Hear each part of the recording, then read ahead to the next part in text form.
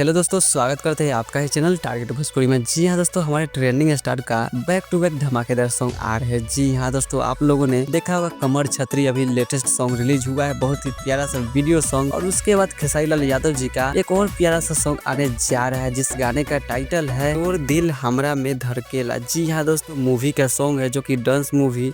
आप लोगों ने टीजर देखा होगा ग्लोबल म्यूजिक जंक्शन से, बहुत ही प्यारा सा टीजर आया था, साउथ लेवल का टीजर था। पुष्पा 2 का टक्कर देने का टीजर आया। पहली बार भोजपुरी इंडस्ट्री में ऐसा टीजर आप लोगों ने देखा होगा। हमारे ट्रेंडिंग स्टार खेसारी लाल यादव जी का डांस मूवी का आप लोग अभी तक नहीं देखे तो जाकर देख सकते हैं ग्लोबल म्यूजिक जंक्शन से। उसी फिल्म का यह गाना रिलीज होने जा रहा है, तोर दिल हमरा में धड़केला। सिंगर है हमारे खेसारी लाल यादव और फीट में आप लोग को श्वेता सेन देखने को नजर आने वाली है। हमारे ट्रेंडिंग स्टार खेसारी लाल यादव जी के साथ में ग्लोबल म्यूजिक जंक्शन से आप लोगों को 9 जनवरी को सुबह के 9 बजे देखने को मिलने वाला है, यानी कि कल के डेट में आप लोगों को 9 AM में देखने को मिलने वाला है सुबह को। तो आप लोग इस गाने को मिस नहीं कीजिएगा। ग्लोबल म्यूजिक जंक्शन से आप लोगों को देखने को मिलने वाला है वीडियो फॉर्मेट में डांस मूवी का पहला सॉन्ग, रोमांटिक सॉन्ग तोर दिल हमरा में धड़केला। तो आप लोग इस गाने को मिस नहीं कीजिएगा। पहला सॉन्ग डांस मूवी का आने जा रहा है। खेसारी लाल यादव जी का बैक टू बैक बहुत सारे हिट सॉन्ग आ रहे हैं, आप लोगों ने देखा होगा। कमर छतरी, दर्दे में गर्दे, बहुत ही प्यारा प्यारा सॉन्ग आ रहा है। आप लोग अभी तक नहीं देखे तो जाकर देख सकते हैं खेसारी लाल यादव जी का ग्लोबल म्यूजिक जंक्शन से प्यारा सा सॉन्ग। ग्लोबल म्यूजिक जंक्शन से ही आप लोगों को तोर दिल हमरा में धड़केला सुबह के 9 बजे देखने को मिलने वाला है। तो आप लोग मिस नहीं करना चाहते तो हमारे चैनल टारगेट भोजपुरी को सब्सक्राइब करके बेल आइकन दबा दीजिए, क्योंकि आप लोग के यहाँ पे भोजपुरी से रिलेटेड खबरें जानने को मिलेगा। तो सब्सक्राइब करना तो बिल्कुल ना भूले। धन्यवाद।